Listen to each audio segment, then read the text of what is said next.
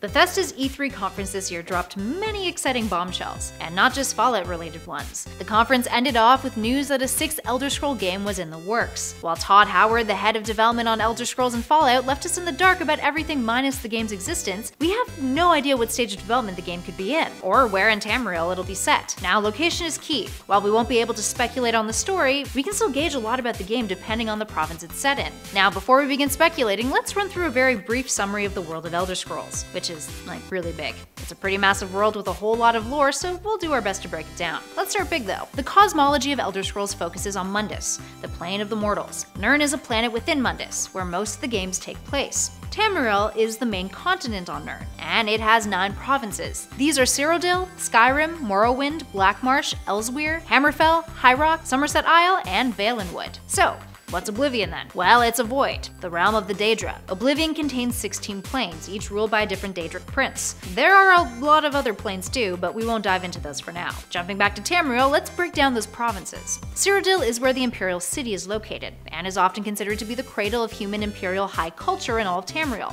being the center of the Empire. It is the largest of the provinces, and it has a massive jungle within it, but it's also a wealthy and powerful nation too. Skyrim, known as the Old Kingdom, was the first region of Tamriel settled by the humans from the continent of Atmora. They're hardy, brave warriors known as the Nords. It's where the last Elder Scrolls game was set, and it featured many a high snowy mountain, and a whole lot of dragons. Morrowind is the homeland of the Dunmer people, who are dark-skinned elves, and a highly intelligent, aloof, and reserved race, who often carry distrust for other races, seeing themselves as superior. Half of Morrowind is the island of Vardenfell, which is encircled by the Inner Sea and has a massive volcano on it. Most of the population of Morrowind live on the west and southwest coast. Now on to Blackmarsh. Blackmarsh's native population is the Argonians, who are essentially lizard people. There's only a few roads in Blackmarsh. Rather, most travel is done by boat, with the inland filled with waterways and impenetrable swamps. The Dunmer peoples of Morrowind have raided Blackmarsh for slaves for ages. Despite the Empire making slavery illegal, it often still persists, resulting in both races harboring a hatred towards one another. Elsweyr is the home of the Khajiit, a race of anthropomorphic cat people. The southern parts of the province are filled with jungles and city dwellers with ancient mercantile traditions, whereas in the north the Khajiit are nomadic, and much more aggressive and territorial, united under tribal warlords. Hammerfell is an urban maritime province, with their primary race being the Redguard. They're typically depicted as sailors, mercenaries, and adventurers, and there are people who love travel. Hammerfell's also got a lot of desert on its mainland. Moving on to High Rock. High Rock consists of many clans who are fiercely independent, but their language, bardic traditions, and heroic legends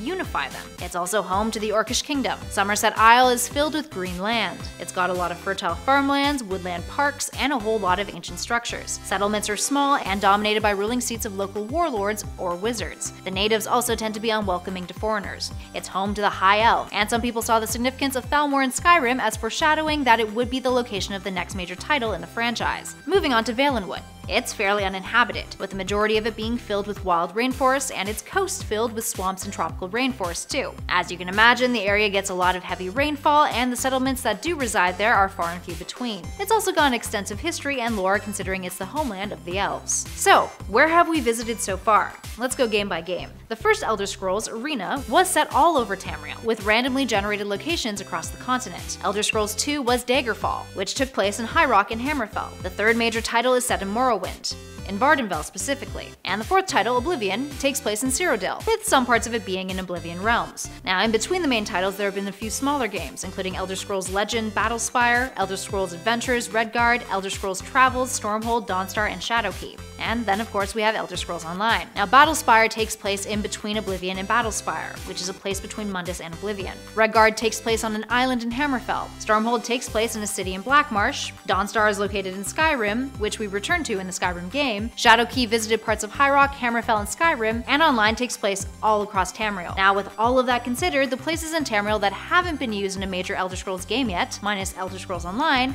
are Elsweyr, Valenwood, and Somerset Isles. That being said, most of Blackmarsh, the mainland of Morrowind, and a very large chunk of Hammerfell and High Rock have also not been explored. So where does that leave us? Somerset Isle, while it's just been added to the Elder Scrolls Online game, seems like a good fit, but it's considerably smaller than Skyrim or Cyrodiil. Franchises tend to give us bigger maps maps compared to smaller ones as they progress. Hammerfell would provide a substantial map, as would Blackmarsh, while Valenwood and Elsewhere are pretty small. So with all that in mind, let's take a look at the teaser trailer. Geographically, we're looking at a province that has rocky plains, and looks like it has quite a lot of vegetation around its coast. If this trailer is any sort of hint at all, we're definitely not looking at Blackmarsh or Valenwood, and we definitely won't see another main game in the provinces that we've already visited in major titles. Somerset Isle could potentially fit, but it seems like a bit of a stretch considering the majority of its terrain is so green and lush. Elsewhere would fit the geography, but what are the chances that the game would focus on a territory whose natives are cat people? I mean, personally, I'd love to hang out with the Khajiit some more, but it doesn't seem overly likely. Leon Hurley, the senior channel editor at Games Radar, speculated on his Twitter that the game would take place on High Rock. Bud noted that the coastline that was featured in the trailer looked a lot like the lost island of Yokuda, which is west of High Rock and Hammerfell. Another theory is that the game takes place across the entire continent. Todd Howard has stated that the next game's contents will be so advanced that they don't have the possible tools to build it yet. Could this be referring to a game that is so massive in size that Bethesda is still working out a lot of the logistics on how to develop it? Well, for now, we're in the dark. But we do know that Elder Scrolls 6 is quite a ways away. The game may be in the pre-production stages, but it won't be released until Bethesda's other new IP, Starfield, is released. Back in 2017, we were told that another Elder Scrolls title wouldn't be in the works until 2 other major multi-platform releases were out, which we now know are Fallout 76 and Starfield. So it seems likely that sometime after 2020 would fit the bill. Alright, there we have it, friends. What are your theories? Give us a shout in those comments below and let us know. If you dug this video, please show some love and hit that like button. And if you'd like more gaming content, subscribe to our channel to keep up to date on all things news, updates, highlights, lists, and more. In the meantime, thanks for watching, everybody. I'll catch you on the next video.